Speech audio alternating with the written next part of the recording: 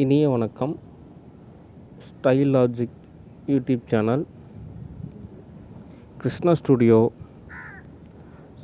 Saraswati studio, USA studio, movie discussion. நான் ஒரு tag சொல்கிறேன், நோட் பண்ணிக்கோங்க. Tag number 1. இயேசு கிறிஸ்து தன்னுடைய வாழ்க்கை வரலாறில் நடந்த நிகழ்வு நான் சொல்கிறேன். இயேசு கிறிஸ்துக்கு இந்த மாதிரி சொல்கிறாங்க, இந்த மாதிரி நீங்கள் உங்களோட கூட இருக்கிறவங்களை ஒருத்தரால் காட்டி கொடுக்கப்படுவீர்கள், அதுக்கப்புறம் 3ஆம் நாளில் உயிர் தெழுவீர்கள் அப்படின்னு அவர் சொல்கிறாங்க இயேசு கிறிஸ்துக்கிட்ட. இயேசு கிறிஸ்து என்ன பண்ணுறாரு, தன்னோட சீடர்கள்கிட்ட போய் அதே மாதிரி சொல்கிறாரு. உங்களில் ஒருத்தன் என்னை காட்டி கொடுப்பான், அதுக்கப்புறம் நான் இந்த மாதிரி சிலுவையில் அறையப்படுவேன், அதுக்கப்புறம் நான் 3ஆம் நாள் உயிர் தெழுவேன் அப்படின்னு இயேசு கிறிஸ்துவும் சொல்கிறாரு. சரி, ஓகே. Take number 2.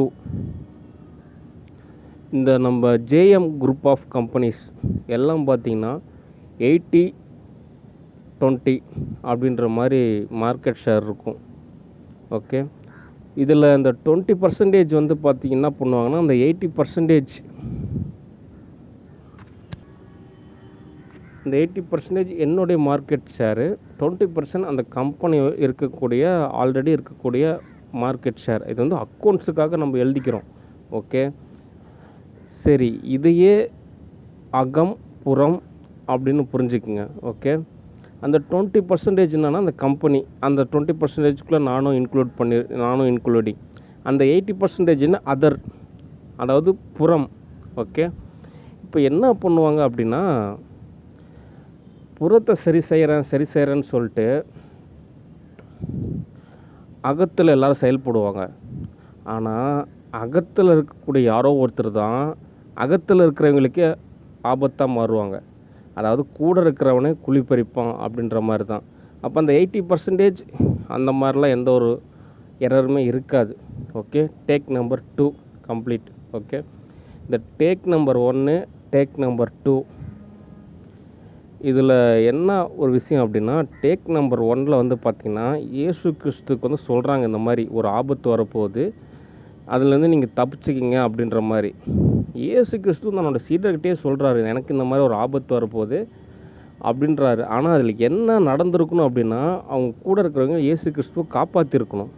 இயேசு கிறிஸ்துக்கு அப்படி ஒரு சம்பவம் நடந்திருக்கக்கூடாது. அப்படி நடக்காமல் இருந்ததுன்னா வரலாறு வேறு மாதிரி இருந்திருக்கும். அவர் இன்னும் நல்லது செஞ்சுருப்பார், நிறையா போதனைகள் சொல்லியிருப்பார், நிறையா தத்துவங்கள் சொல்லியிருப்பார், மொத்தத்தில் நிறைய நன்மைகள் செஞ்சுருப்பார். Okay, take number 2.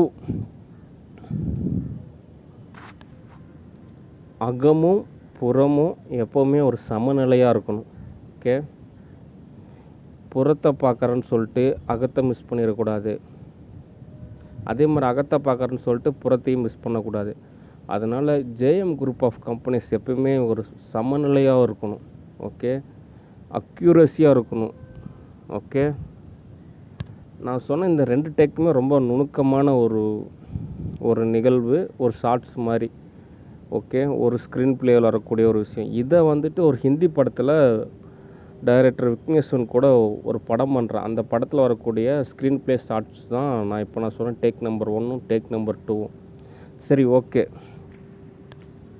இதிலருந்து என்ன கற்றுக்கணும் அப்படின்னா, 10th செஞ்சுரி ஒரு மாதிரியாக இருந்துச்சு, இப்போ 21 செஞ்சுரி வேறு மாதிரி இருக்குது. இதே 40 செஞ்சுரி இன்னும் வேறு மாதிரி இருக்கும், 100 செஞ்சுரி இன்னும் வேறு மாதிரி இருக்கும்.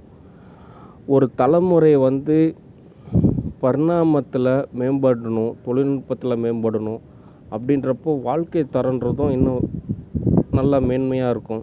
ஓகே.